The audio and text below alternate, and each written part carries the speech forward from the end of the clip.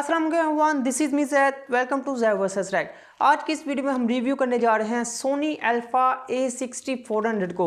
आपको इस वीडियो में कंप्लीट गाइड करने वाला हूं इसके बारे में, इसकी स्पेसिफिकेशन क्या है, इसके क्या हाईलाइटेड फीचर है, क्या आपको ये कैमरा परचेज करना चाहिए या नहीं, और भी बहुत सारे क्वेश्चन का आंसर आप लोग को आज इस वीडियो में मिलने वाला है। जैसे कि आपको बताइए, रिसेंटली मैंने ये कैमरा परचेज किया है, तो क्या ये कैमरा मेरी रिक्वायरमेंट पूरी कर पाया कि नहीं, तो इन सब का आंसर आपको जानने के लिए वीडियो को कंप्लीट देखना पड़ेगा। इसी के साथ आप लोगों ने अगर मेरे चैनल को सब्सक्राइब नहीं किया तो लाजमी सब्सक्राइब कर दें और बेल आइकन पर भी क्लिक कर दें ताकि आपको ऐसी ही वीडियो की अपडेट मिलती रहे। और चलते हैं हम अपनी वीडियो की तरफ। सबसे पहले तो ये एक मिररलेस कैमरा है, उसके बाद ये सोनी की तरफ से आने वाला सबसे पहला व्लॉगिंग कैमरा है, क्योंकि इसमें आप लोगों को मिलती है flip up screen. Flip up screen करने के बाद आप लोग ड्यूरिंग रिकॉर्डिंग खुद को देख सकते हैं। इससे जितने भी लेटेस्ट वर्जन है, जितने भी इसके महंगे मॉडल है सोनी के, उसमें भी आप लोग को फ्लिप अप स्क्रीन नहीं मिलती, जस्ट आप लोग को मिलती है टिल्टेबल स्क्रीन। और इसी मॉडल में आप लोग को एक तो मिररलेस है, उसके बाद इस मॉडल में आप लोग को फ्लिप अप स्क्रीन मिलती है, जो कि बेस्ट है आपकी व्लॉगिंग के लिए। बहुत सारी डिमांड थी सोनी को कि सोनी जो है वो व्लॉगिंग कैमरा नहीं बनाता, तो फाइनली सोनी ने A6400 जैसे ही लॉन्च किया तो सबको पता चल गया कि सोनी की तरफ से आने वाला ये सबसे बेहतरीन व्लॉगिंग कैमरा है। इस कैमरा में आप लोग को 24.2 मेगापिक्सल का सेंसर मिलता है, और इसमें आप लोगों को जो फ्लिपेबल स्क्रीन मिलती है वो एक टच स्क्रीन है। वो फुल ऑन टच स्क्रीन नहीं है, लेकिन उसमें आप लोगों को touch shutter, touch tracking and touch focus की फैसिलिटी देखने को मिलती है। टच शटर क्या है कि आप लोग जो है वो टच करने के बाद पिक्चर को क्लिक कर सकते हैं। टच ट्रैकिंग के साथ आप लोग टच करने के बाद ट्रैक कर सकते हैं पिक्चर को। उसके बाद जो टच फोकस है, आप लोग स्क्रीन पर टच करने के बाद किसी भी अपने ऑब्जेक्ट को वहाँ पर फोकस कर सकते हैं। तो ये तीनों फीचर्स की जो उसमें आप लोग को टच की फैसिलिटी भी देखने को मिलती है। अगर आप इन तीनों फीचर में से कोई फीचर यूज़ करना चाहें अपने कैमरे में तो ये आप लोग टच स्क्रीन के थ्रू यूज़ कर सकते हैं, लेकिन ओवरऑल इसमें टच कंट्रोल नहीं है, लेकिन ये जो फीचर हैं ये आपको टच स्क्रीन में मिलते हैं। फिर उसके बाद इस कैमरा के मेन एंड हाईलाइटेड फीचर की बात करते हैं, जो कि है ऑटो फोकस। इस कैमरा का ऑटो फोकस माइंड ब्लोइंग है, इतने कमाल का ऑटो फोकस है कि आप लोग बिलीव नहीं करेंगे। और ये मेरा कैमरा लेने का मेन मकसद था, इसका ऑटो फोकस। इसके ऑटो फोकस पॉइंट की बात करें तो इसमें आप लोग को 425 ऑटो फोकस पॉइंट मिलते हैं, जो कि बहुत ज़बरदस्त है। और आप लोग की स्क्रीन के सामने है कि आप लोग देख सकते हैं कि अपने ऑब्जेक्ट को कितनी जल्दी ये पिक करता है, कितनी जल्दी फोकस करता है।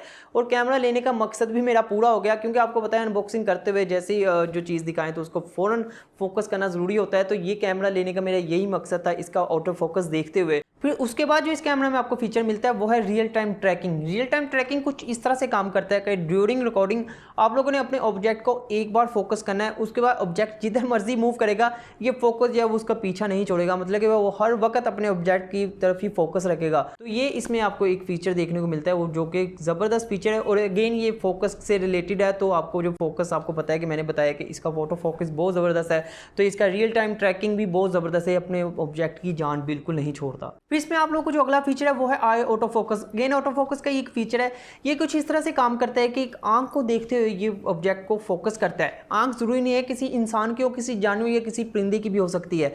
जैसे मैं इस कैमरा की तरफ देख रहा हूं तो मेरी आंखों को देखते हुए मुझे फोकस करेगा। अगर मैं जो है फेस मूव कर लेता हूं तो ये मेरे फेस को फोकस करेगा। अगर इस कैमरा में मेरा फेस नहीं आ रहा तो ये मेरी बॉडी को फोकस करेगा, मतलब कि ये अपने ऑब्जेक्ट की जान नहीं छोड़ता। एक बार इसने फोकस कर लिया तो फिर अपने ऑब्जेक्ट के ऊपर ही फोकस रखता है। फिर उसके बाद जो इसका अगला फीचर है वो है इसकी शटर स्पीड। शटर स्पीड की बात करें तो ये 11 फ्रेम पर सेकंड जो है इसकी शटर स्पीड है। अगर साइलेंट मोड की बात करें तो 8 फ्रेम पर सेकंड जो है उसकी शटर स्पीड है।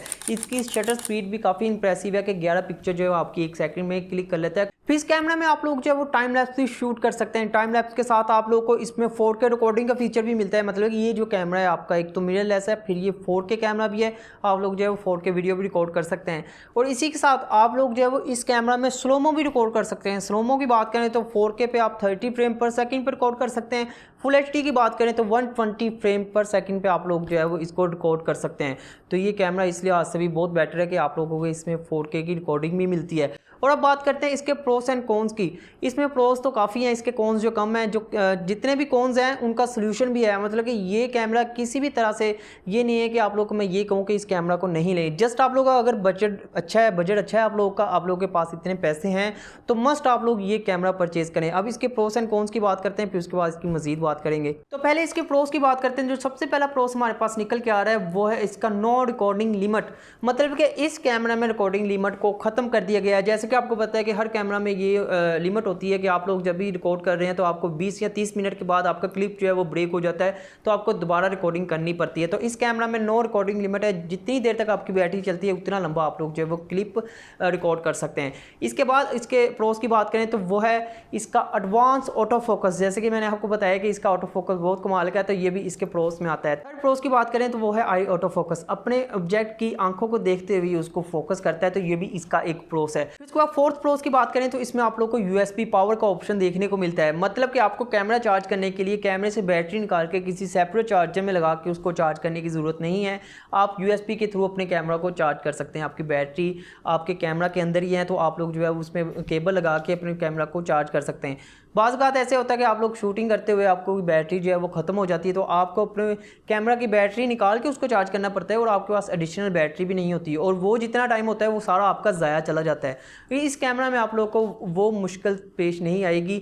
तो इस कैमरे में आप लोग ड्यूरिंग शूटिंग भी अपने कैमरे को जो है वो केबल लगा के चार्ज कर सकते हैं और अपना टाइम बचा सकते हैं। तो ये इसका बड़ा ज़बरदस्त एक प्रोस है।